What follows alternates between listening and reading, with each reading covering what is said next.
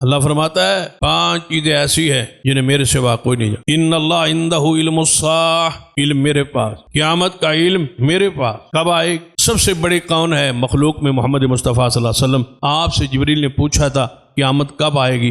فرمایا سائل سے زیادہ مسئول نہیں جانتا۔ فرمایا کچھ علامات بیان کر دیں۔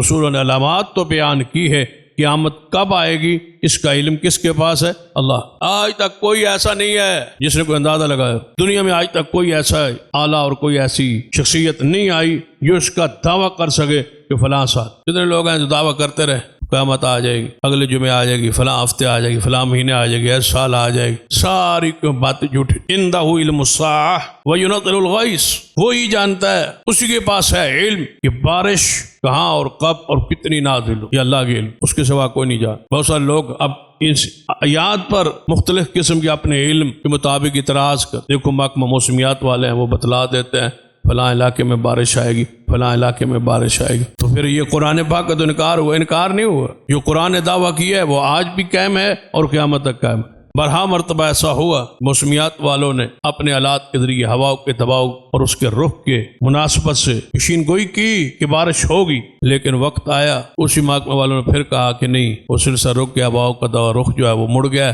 بارش نہیں ہوگی۔ امکان ظاہر کیا، لیکن پھر آگے بچارے انہوں نے کہا بارش ہوگی، کتنی ہوگی، کس علاقے میں اور کس ضلع میں اور کس شہر میں کتنی ہوگی؟ ہو سکتا ہے کہ ایک ہی ضلع میں شہر کے ایک طرف زیادہ ہو، دوسری طرف کم۔ کتنے قطرے آسمان سے بارش کی صورت میں گریں گے، بتاؤ کون جانتا ہے؟ اللہ۔ وہ تو پانی کی اس مقدار کو، وزن کو بھی جانتا ہے، وہ تو قطروں کی تعداد کو بھی جانتا ہے، یہاں کتنے گرے ہیں، وہاں کتنے گرے، کتنی بارش شہر میں ہوئی ہے، کتنی دیہاتوں میں ہوئی، ایک جگہ پہ کم ہے، دوسری جگہ پہ زیادہ ہے، ایک کلومیٹر میں نہیں، کئی فٹوں پر فرق ہے۔ جمیع علم بارش کے حوالے سے وہ ینزل الغیث، رب کے سوا نہ آج تک کسی نے دعویٰ کیا ہے اور نہ ہی کوئی قیامت تک کر سکتا ہے۔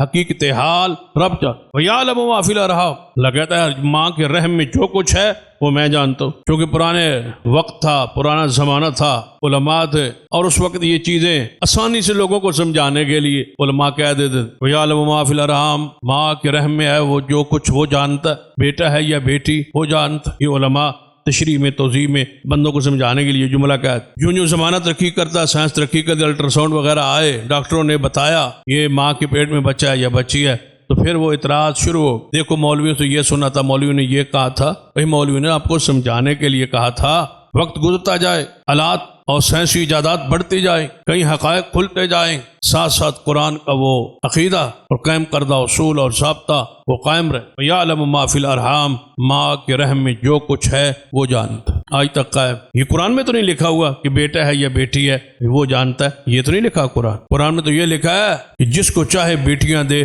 جس کو چاہے بیٹا لے آؤ، چیلنج ہے قرآن کا، جس کو وہ چاہے بیٹا دے، جس کو وہ چاہے بیٹی دے۔ آپ اس چیلنج کو توڑے کہ جس کے ہاں بیٹی ہیں تو بیٹا دینے پر آپ کوئی لے آئیں، جس کے پاس بیٹے ہی بیٹے ہیں اس کو بیٹی دے کے دکھائیں۔ وَيَعْلَمُ مَا فِي الْأَرْحَامِ، وہ جانتا ہے ماں کے رحم میں کیا ہے۔ زیادہ یہی ہوتا ہے نا کہ شروع میں مشینیں، آلات، الٹرا ساؤنڈ سے یہ پتہ لگتا ہے پیٹ میں بچہ ہے، بس جو مدت گزرتی ہے بچے کا وجود ماں کے پورے پیٹ میں، جب پورا بچہ بن جاتا ہے پھر الٹرا ساؤنڈ مشینوں کے ذریعے، کیمروں کے ذریعے وہ تصویر دیکھ کے بتاتے ہیں کہ اب بچہ جو بن گیا، مشینوں آلات کے ذریعے۔ جانتا کون؟ وہ تو نظر آ رہا ہے ڈاکٹر، وہ تو دیکھ رہا ہے آلات کے ذریعے۔ اب میں سامنے کھڑا ہوں، آپ سامنے کھڑے ہیں اور ایک بندہ بچہ جا رہا ہے، آپ گئے یہ بچہ جا رہا ہے، یہ بچی جا رہا ہے، آپ اس کو دیکھ کے بتائیں تو آپ غیب جانتے؟ وہ تو دیکھ کے بتلا رہا ہے، آلات کے ذریعے، مشینوں کے ذریعے، کیمرے کے ذریعے، وہ تو دیکھ کے بتلا رہا ہے۔ ڈاکٹر تو تب تھا نا عالم الغیب، جب شادی ہوئی تھی اس دن بتا دیتا کہ بچہ ہوگا یا بچی ہو۔ وہ تو آلات کے ذریعے بتلا رہا ہے، تو غیب دان کب ہوا؟ وہ تو کیمرے کے ذریعے بتلا رہا ہے، غیب دان کب ہوا؟ اب مجھے بتائے وہ ڈاکٹر، کیا یہ بچہ پیدا ہوگا جو اس نے بتا دیا ہے الٹرا ساؤنڈ کے ذریعے کہ اس پیٹ میں بچہ ہے، اب یہ پیدا ہوگا یا نہیں؟ ماں زندہ رہے گی یا مر جائے گی؟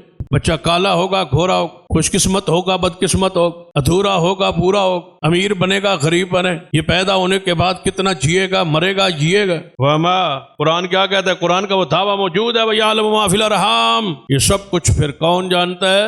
اللہ کا دعویٰ قائم ہے، قرآن کا وہ دعویٰ قائم ہے، کوئی نہیں جانتا بڑا کمال کیا الٹرا ساؤنڈ کے ذریعے دیکھ کے قرآن کی نفی ہو گئی، صرف اتنا بتایا کہ بچہ ہے یا بچی ہے، اور وہ بھی دیکھ کے کیمرے کے ذریعے فوٹو کے ذریعے بتا دی۔ تو قرآن کا انکار کب ہوا؟ وما تدری نفس ماذا تکسب غدا، لائیں ساری ایجادات۔ قرآن کیا کہہ رہا ہے؟ کوئی نہیں جانتا کوئی بندہ کل کیا کمائے گا، کل مزدوری ملے گی نہیں ملے گی، کل میں کما سکوں گا یا نہیں کما سکوں۔ رات کو ارادہ کچھ کر کے سوتا ہے، سویرے بندہ فون کرتا ہے کہ میں بیمار ہوں جی میں نہیں آ سکتا، سویرے ارادہ بدل جاتا۔ معروف ہے نا سیدنا علی رضی اللہ عنہ کے بارے میں کہ انہوں کو کہا گیا کہ آپ نے اللہ کو کیسے پہچانا؟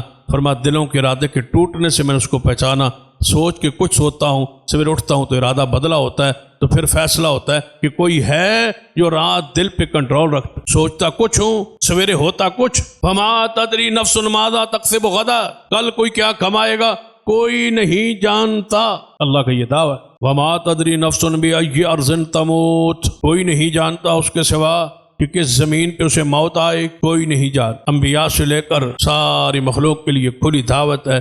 رب کہتا ہے کوئی نہیں جانتا کہ کسی کو موت کہاں آئے۔ آپ اپنے ذرا گھروں میں دیکھیں، کسی کی ماں فوت ہوئی، کسی کے باپ فوت ہوئی، کس ہسپتال میں فوت ہوئی، کہاں فوت ہوئی، کس شہر میں فوت ہوئی۔